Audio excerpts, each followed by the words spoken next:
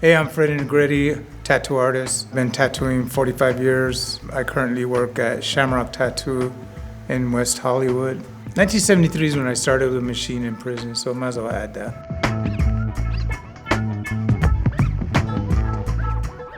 My very first significant experience with tattooing was when I was about 12 years old.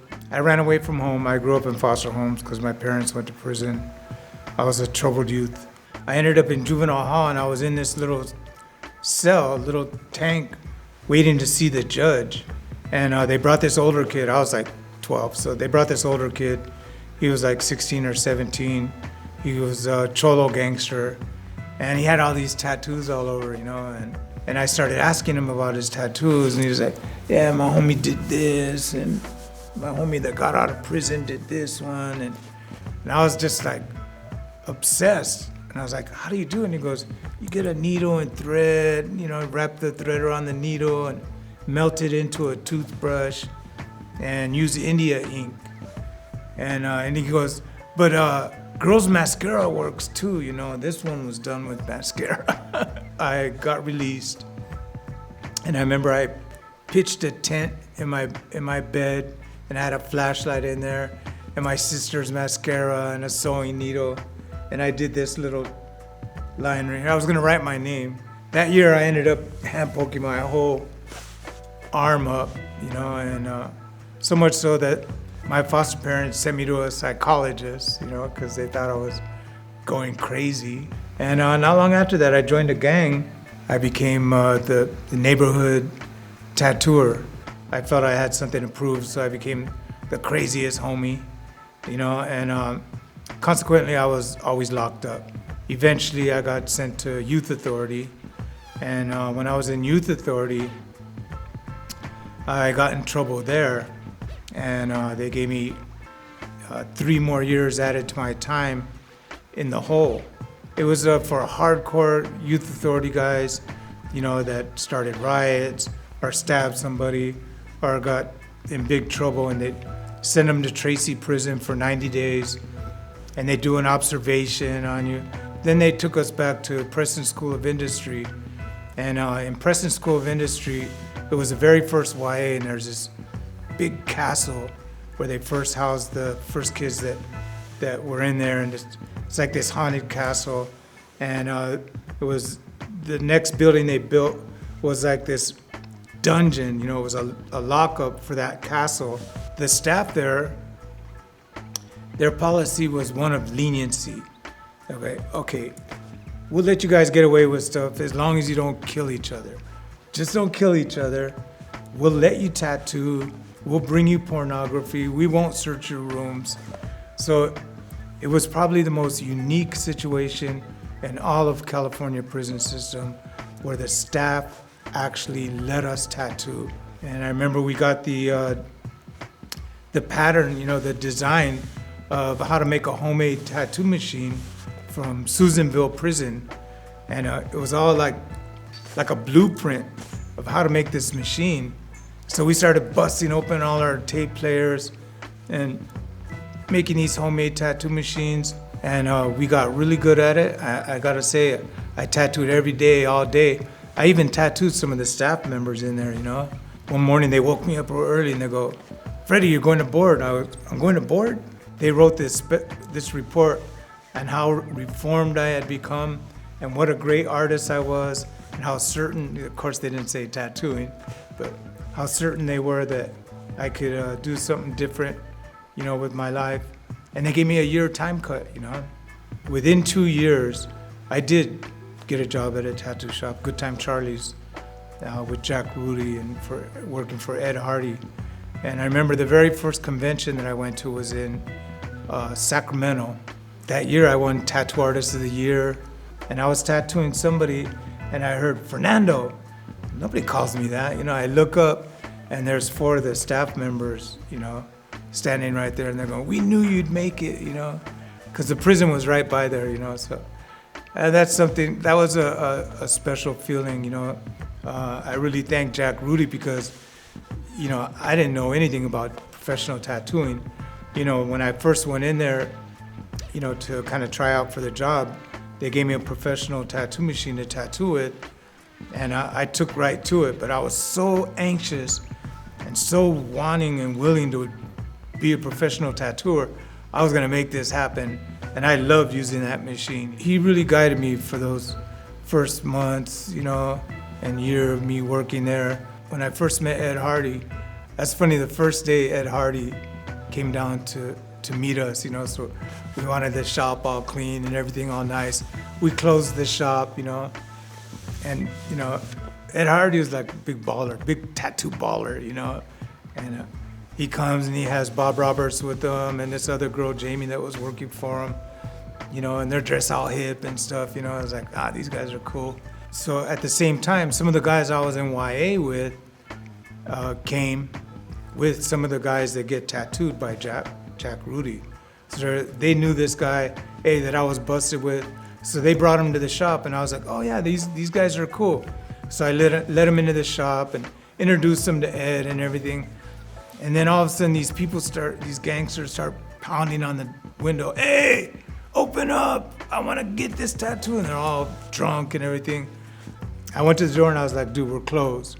And he starts rattling the gate. No, open up! I'm telling you, open up right now. We want to get tattooed.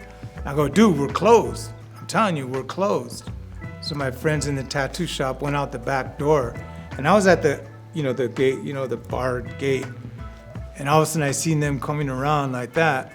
And they're like, Freddy said the shop is closed, man, and just start stabbing these guys. And I was like, oh, dude, no, don't do it, And then I go, get the hell out of here. And they ran, and the guy's neck is bleeding. He's going, you did this. And I was like, hey, I didn't do shit. And then the cops came, and I looked, and Ed was like this.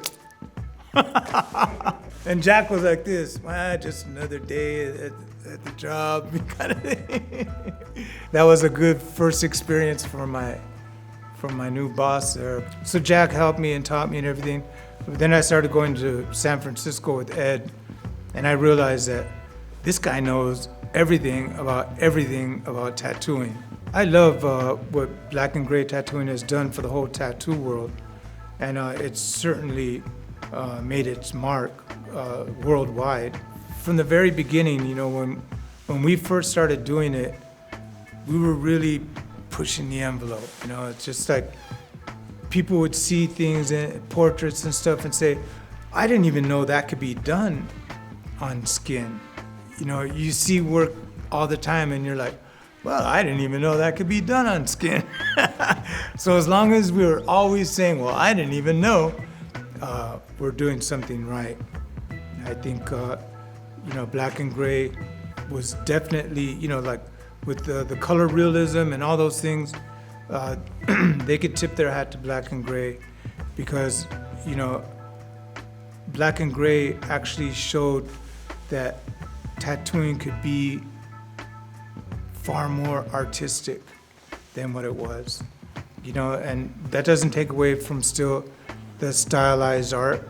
Like Japanese tattooing is so amazing because it's derived from thousands of years old stylized art. But even that, you see how it's been influenced by Black and Gray and modern tattooing. It's changing. With the fine line micro tattoos, I love that. I think it's amazing. And I even years and years ago, I even did tattoos that I called micro tattoos, like with the single needle. I tried to get real fine little detail, and it didn't really fly. It was mainly, people wanted their tattoos bigger. Of course, I helped school Dr. Wu, and my son, rest in peace, he was amazing at the micro tattoos, the fine line single needle, and Shamrock Tattoo and other tattoo shops like Bang Bang and stuff, where they're making a career out of this single needle, fine line, fine detail, and I think it's amazing. On the whole, on the large scale, most people would like to get tattooed, but a far majority of those people would rather have a small tattoo. It seems like a lot of people are happy with these little tattoos, and what they really want is they don't want an artist to say, I don't, man, have what's the name do it, like, I don't do little tattoos, like, when they find an artist, I mean, the amount of work that Boo Boo and Woo and all those guys would put in and planning with them and everything work, these people love the fact that they had an artist who cared about their little tattoo and put all their energy and all their ability and their talent into creating this little piece of work. And let me tell you, it's not easy. And maybe people will look at it and other artists or whatever and say, "Bah, I don't like it," or whatever. I don't like that geometric stuff. It doesn't matter. People love it. That's what matters, If you could sit down and sell your art for money, then you're a success. If people want to buy your art, who cares what anybody thinks, There's people out there that want it. They're the ones you got to make happy. I will say there is a host of young artists that have inspired me. There is, of course, Ed Hardy and Jack Rudy, who are at the top of the heap in my young, career. Of course, Mark Mahoney, Paul Booth. When Paul Booth came on the scene, he blew everybody away, and I was fascinated with his work. I didn't mind the darkness, In California prison, so iffy of the tattoos you get, because you had to be careful not to get a tattoo that affiliates you with some prison gang or something, So just to be safe, everybody gets goblins and devils and skulls, and they just get the demons and the monsters and the dark stuff. I was 50 years old, but I had a drug problem. I ended up in prison. It's funny because they don't allow tattoo magazines there. So guys that have folders, they open it up, and it was all clippings and everything of Paul Booth. And it was funny because they're like, Paul Booth? And this is just a few, this is 2004, like Paul Booth was the god of California prison tattoos, I've never worried about the future of tattooing. There's always been different things that people thought, oh, it's a passing fad or whatever. Well, the whole music, MTV thing with everybody getting tattooed and stuff, all the reality shows and everything, everybody's saying, oh no, people are gonna get burned out with tattooing, Well, maybe they got burned out with the shows, but not tattooing. For the young artists, I take a look at myself. What if I have this passion to tattoo, but nobody wants to give me an apprenticeship? I think for me, and I'm not advising anybody to do this, but if I had a passion for something and I wanted to do it, I would find a way to do it. But it has to be done right, and there has to be proper knowledge. And that's why going through an apprenticeship is best.